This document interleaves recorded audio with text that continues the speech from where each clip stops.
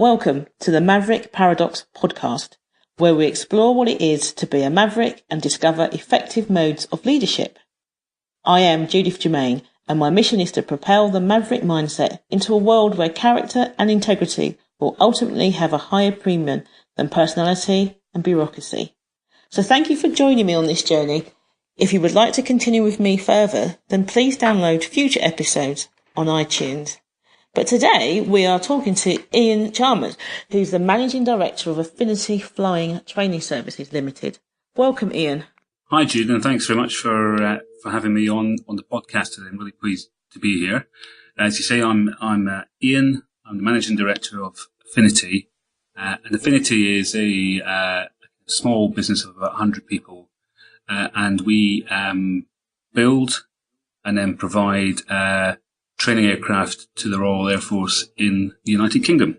Wow, that's a very responsible role and probably quite unique in a non-contracted, it's probably quite unique compared to having that outsourced from the military. Yeah, it's interesting. We're part of a bigger program in the UK,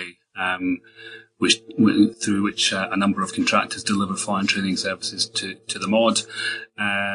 Quite an old program in some ways, but we've only been in existence since February last year in our own particular company, and we've spent the last 20 months or so setting up the business, getting our staff inside, taking delivery of aircraft, and I think also in relation to this conversation as well, in particular, setting up our organisation from a leadership, management, and kind of internal and external collaboration point of view, which have been kind of, four of the big areas that we've really focused on, both recently and will be focusing on in the future.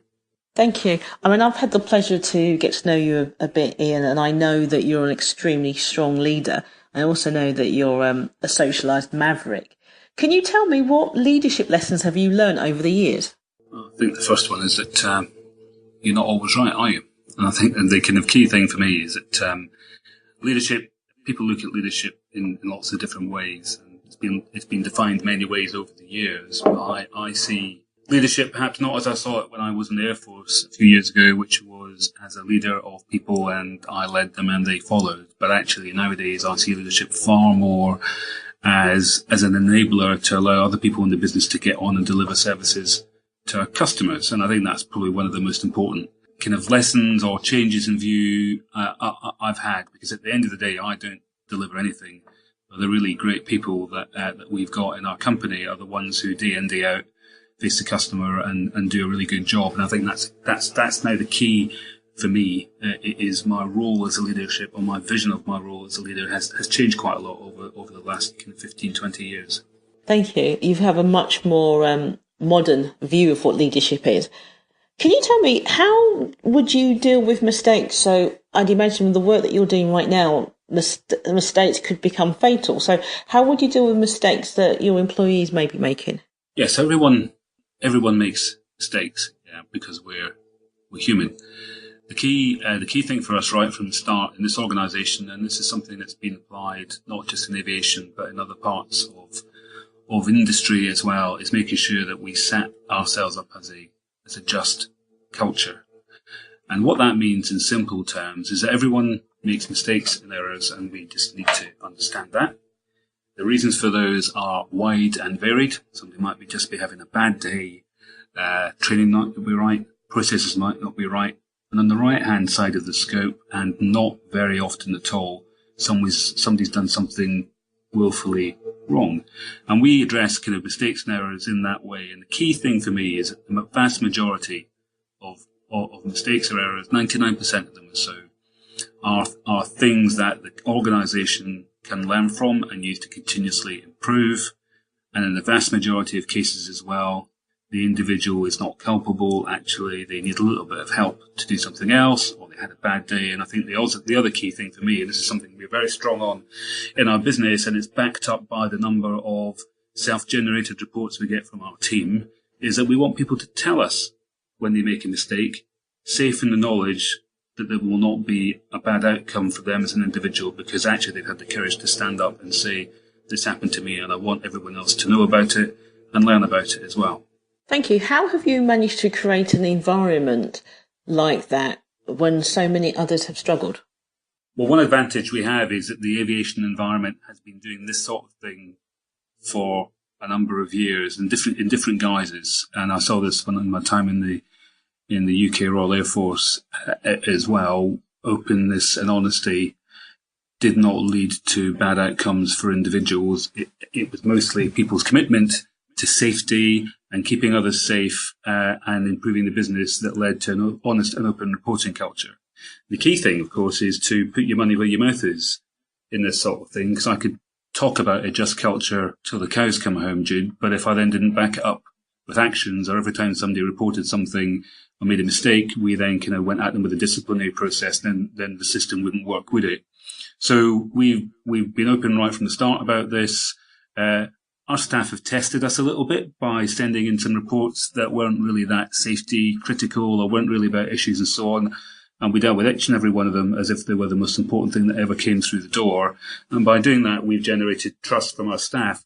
And also, more importantly, we make sure visibly that we show them what we have done with the outcomes of any reports or investigations that they have, so the business can see that we use these to improve what we do, not to go after individuals in an unreasonable way. And I think it's all about, you said, we did, we showed, we talked about it, we reviewed it, and we made it better again. And that's the really important thing. When people are part of a culture that is about improvement, then they're far more willing to talk about things that have happened to them or that have gone wrong, or even more importantly, I think, and this doesn't just apply to aviation, things that might have gone wrong. Because the things that might have gone wrong next week will turn into accidents if you don't fix them. So we've been really not forceful, but kind of purposeful in setting that environment out and involving every single person in the organisation in it. Wow. I think one of the things that I always do if I'm working with a client or designing a leadership training program, for example, is really work to ensure that managers understand that they need to be trusted. And you can't just assume that people will do as you say just because you have supposedly authority over them. It's all about inspiring trust.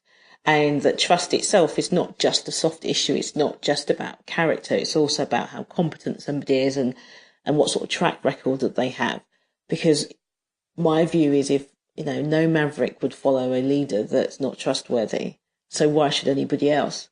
So have you ever had a situation, perhaps not where you're working now, but in other areas, in other companies where you've worked and you just thought, that manager there isn't somebody whether I could trust. So how do I change that? So whether that's your manager or a direct report to you? Yeah, well, I think the kind of the first thing about that is when you start in a new organisation, you don't is to recognise that you don't gain trust by dint of the fact that you are now in a post and you've been there for one day, and nobody looks at somebody there and says that about they're now my leader. They may be functionally competent. They may really know what they're talking about. They may be well connected in the business. But back to kind of we talked about before, your leaders enable the organisation to do great things. So I think getting people to trust you is, as you say, about a few different facets. One is about getting out and speaking to people. I used to call it expending shoe leather. You gain more trust and friendship from people if you sit in the crew room and drink a cup of coffee with them than if you sit in your office and write a report. Fact number one. Sometimes you need to write reports, but actually 80% of leadership job is around people and building relationships, enabling them to know what to do. So get out and see people, I think, is really important. And that's if there's been a boss of mine who hasn't been doing that, we've encouraged them to get out and see what people are doing for real, not in theory.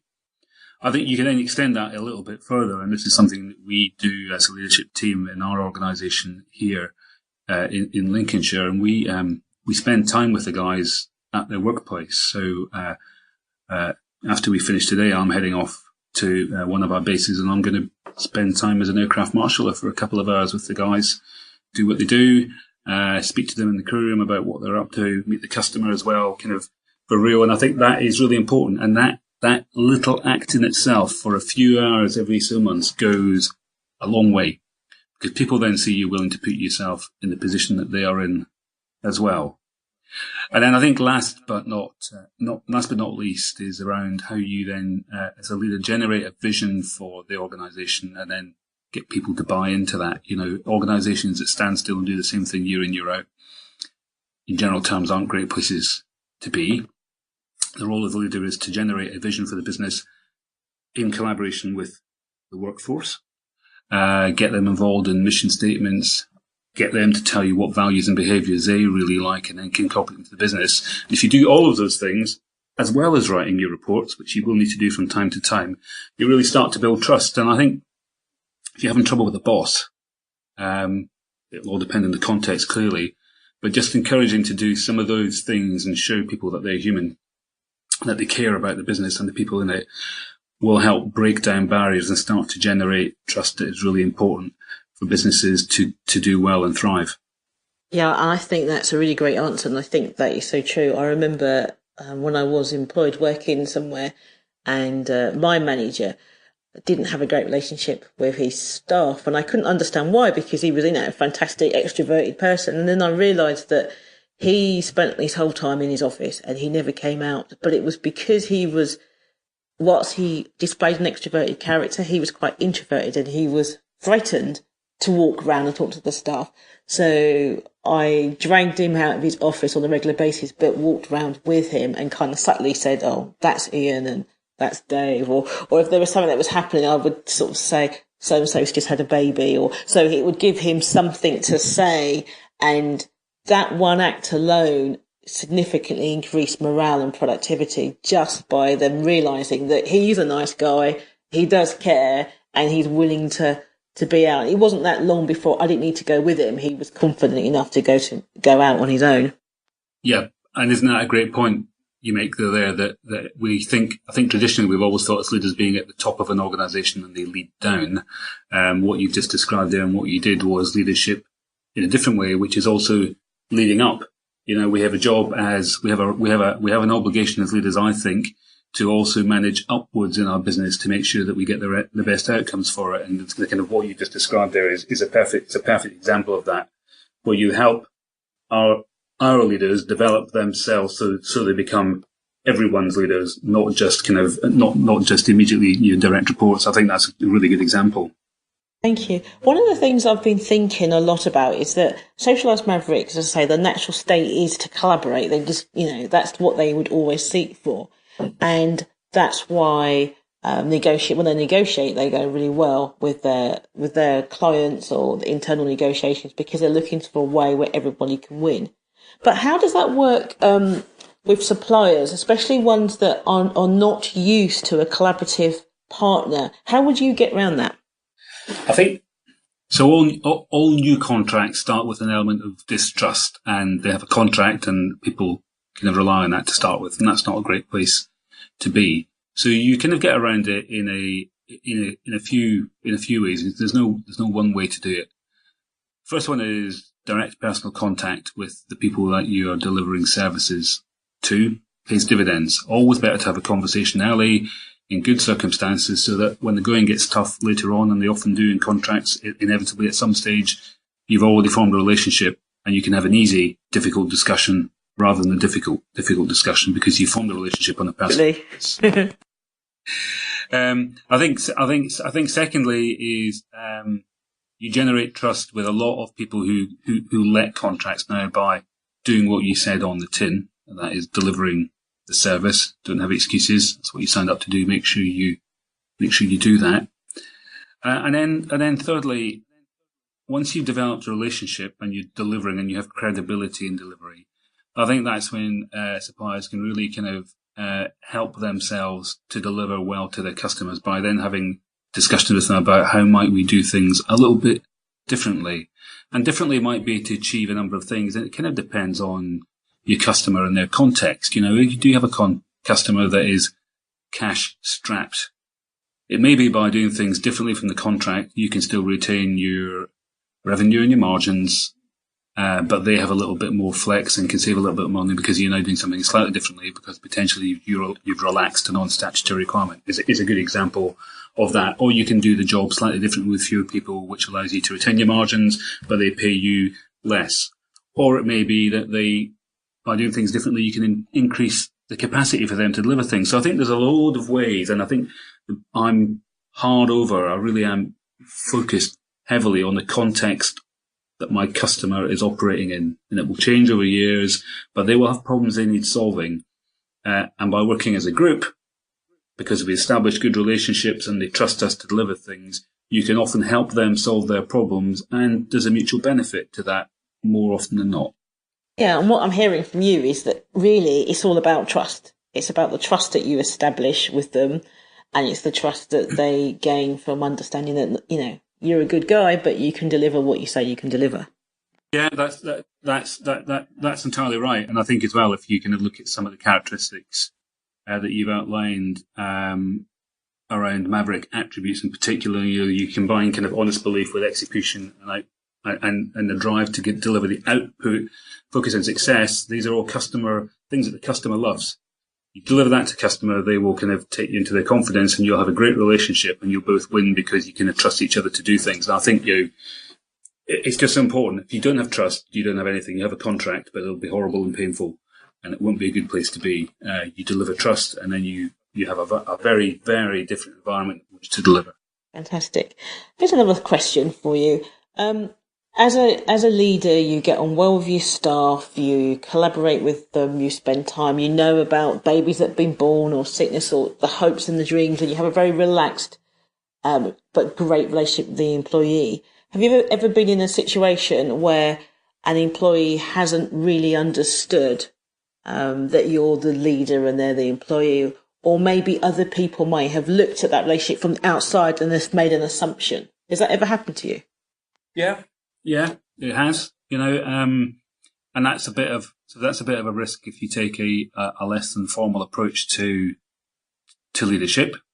But it's not a problem, because that's just a kind of an issue of understanding, and there are kind of ways in which you can resolve that quite quickly. I think one of the conversations we've had has been around who's a decision maker in the business. So I have people in our business who like to talk a lot. I love them to death, but they do like to talk a lot.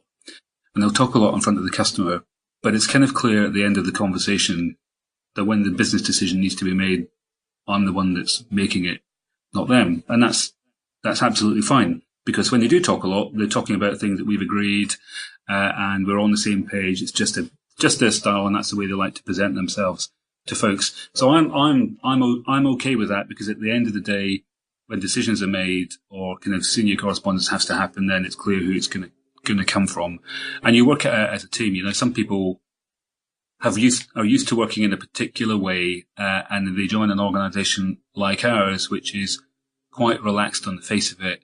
They just need time to find their feet, and so far we all have. So it's not something I worry about. It's just something you need to work through with the individuals, and at the end of the day, you make clear about accountability and responsibility, and those things tend to sort themselves out. Thank you. I was just curious because it reminds me of something happened to me in my very, very early days of leading. And I worked in an organisation where the leadership team, especially the senior leaders, which I was one of, always referred to themselves as, by their first names, but the staff called them by their title and surname.